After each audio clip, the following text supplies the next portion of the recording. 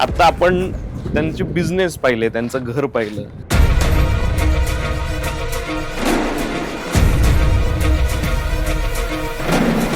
यांची आवड आहे लोकांना मदत करणे, समाजसेवा करणे, आणि या समाजसेवेचं त्यांचं एक छोटंसं मूल आहे, ते म्हणजे उन्नती फाउंडेशन. आता तिकडे जाऊया. नगरसेवक झाल्या तर कुंदा भिसे हे नाव मोठं करणार की पिंपळे सौदागरचं नाव मोठं करणार?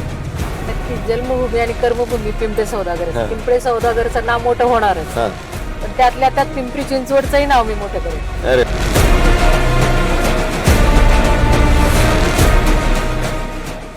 एवढा व्याप तुम्ही सांभाळता.